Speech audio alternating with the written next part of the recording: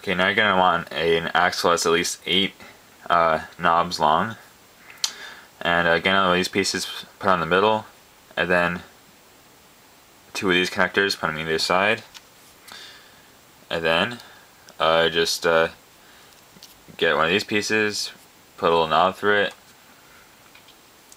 Then if you squeeze it down further a little bit, and then fit this in like so, like that. This is the hammer, which is gonna hit your brick and send it flying. And these are the 2 things that you're gonna cock it with. So make it longer if you desire.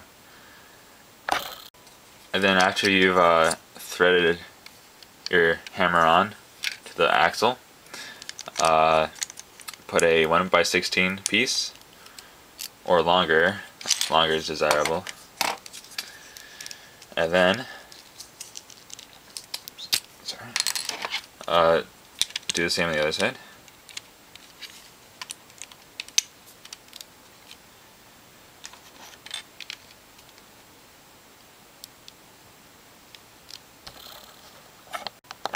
I actually couldn't get this part apart, but you're gonna want to make 2 of these. It's just this part with the pluses on each end and the circle in the middle. Put them next to each other, and then take one of these pieces that has on one end the plus and the other end the circle connector, and then put it on each side, and then repeat twice.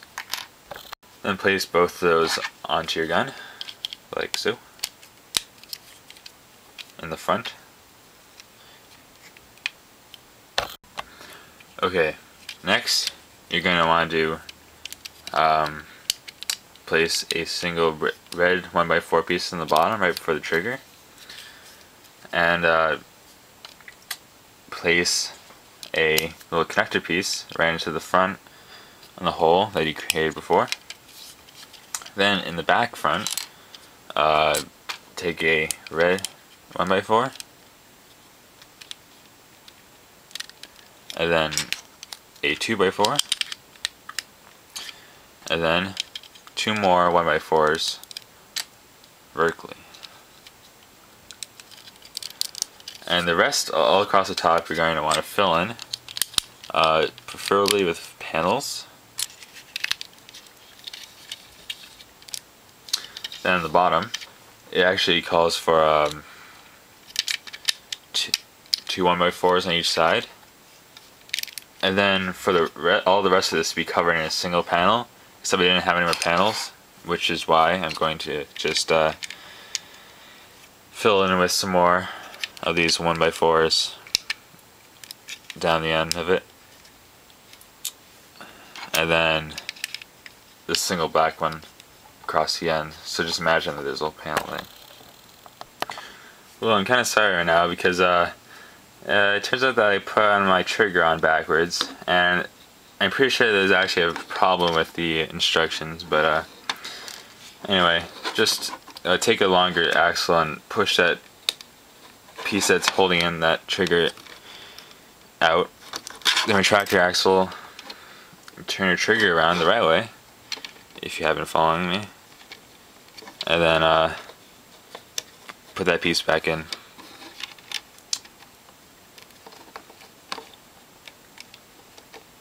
And you should be good to go. Okay, so the next step is to actually build a handle, and we're going to do that by making a piece which is actually of this size, 6 by 4 by 2, and I actually made 2 pieces here just because I couldn't find the big enough pieces. And then put that piece in, let's see, about here, fairly close to the trigger, or 3 units from the end. then after we've done that, we're going to make a little stopper for the handle by taking a single brick with the hole through it and taking these little stubs, 1 by 1 panels, and attaching them into the hole like that. And then on the handle, right here, just 1 unit in, attaching that so that the handle will go right up into it. More just cosmetics, but it's pretty cool, I think. And then fill that in on both sides with this, and then just make the rest of the handle just like you did up here, and you now have a almost working gun.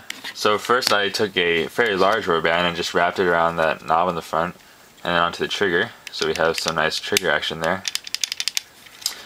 And then this actually isn't for performance but more for safety.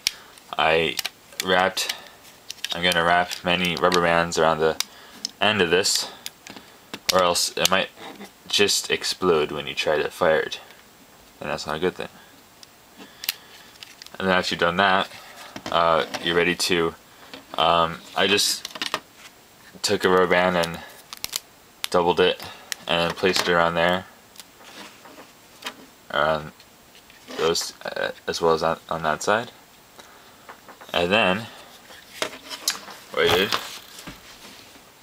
was I took some twine or string and I wrapped it around the entire front portion of the gun, because you're going to need lots of support there, since this thing is going to be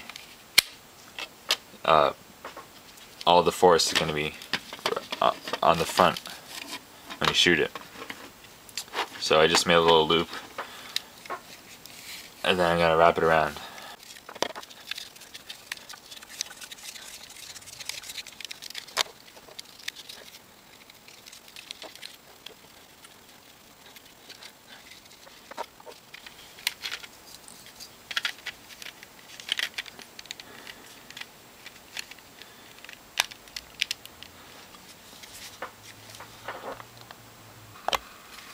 Here we have the finished product, and it works.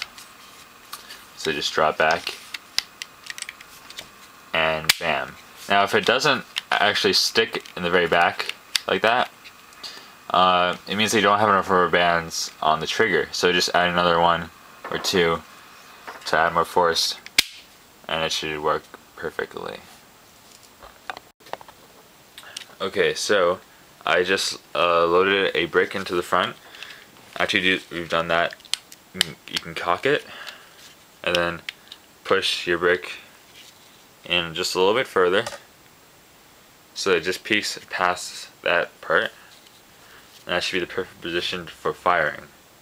3, 2, 1. And wow, that's way better than my last gun, surprisingly. And there you have it. And you can always change the amount of rubber bands, or the types of rubber bands. For more power or less power, you can always test it out. But I'll just warn you, if you have too much power, the hammer will break upon impact. I don't know if you can see that, but mine is actually cracked. Or